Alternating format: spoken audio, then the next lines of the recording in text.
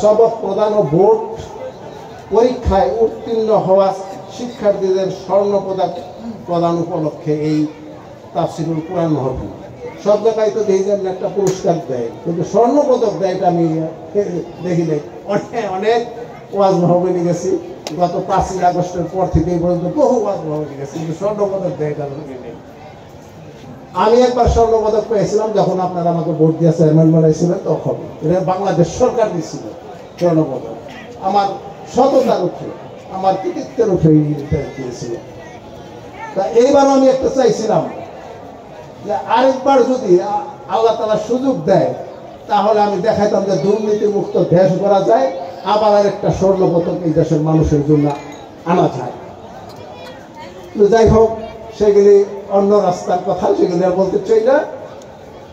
আল্লাহ যেটা ভালো মনে করেন সেটাই করবেন, সেই পথেই আমার মনে হয়, সেই পথেই হাঁটছি, সেই পথেই এগোচ্ছি। আপনারা দোয়া করেন আমার জন্য, আপনাদের সকলের জন্য দোয়া করি। আর এই যে মাদ্রাসা, এই মাদ্রাসার মধ্যে আপনাদের সন্তানদেরকে দিয়ে, আশেপাশে বহুত মাদ্রাসা আছে যেখানে পুরুষের মাদ্রাসা, তাহার সেখানে পুরুষদের দিবেন, ছেলেদের দিবেন, আর যেখানে মেয়েদের মাদ্রাসা মেয়েদের দিবেন, আর নিজেরা কোরআন শিখবেন। এই যে ইমরান হোসেন হাবিবি সাহেব আছেন না, আমাদের এর পরিচালক, আমার বয়স কিন্তু চলতেছে 72 বছর চলতেছে আমার বয়স। তো আমি 69 বছর বয়সে এই ইমরান হোসেন হাবিবি সাহেবের কাছে আমি কোরআন শিক্ষা করছি।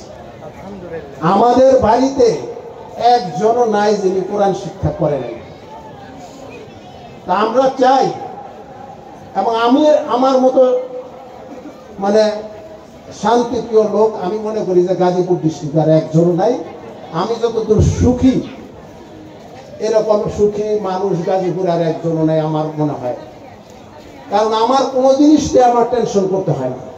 আমার ছেলে মেয়েদের নিয়ে, আমার তো ছেলে 3টা, ছেলেদের নিয়ে কোনো টেনশন করতে হয় না, আমার ফ্যামিলি নিয়ে কোনো টেনশন করতে হয় না, আমার ব্যবসা নিয়ে কোনো টেনশন করতে হয় না, আমার কোনো ব্যাপারে কোনো টেনশন নাই।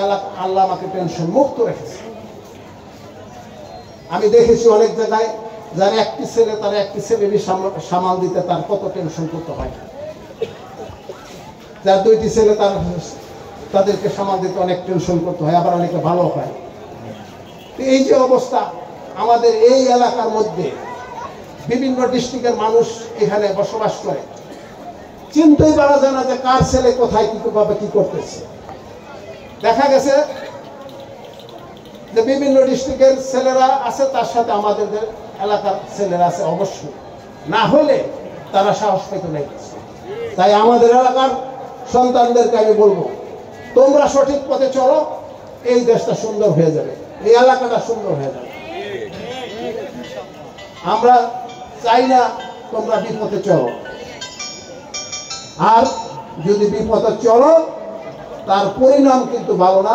তোমরা শিক্ষা নিয়েছো কিনা জানি না, শিক্ষা নাও সেই আগের যারা এত জুলুম নির্যাতন করেছে তাদের পরিণামটা তো দেখছো। তো কাজে সেখান থেকে শিক্ষা নাও, সেখান থেকে শিক্ষা নিয়ে আমরা সবাই যেন সঠিক পথে আগাই, আল্লাহ রাসূলের পথে আগাই। আমি বলছি, দুনিয়ার মানুষ যদি একদিকে চলে যায়, আমি কোরআন হাদিসের বাইরে আমাকে 1 কিলো সরাইতে পারে।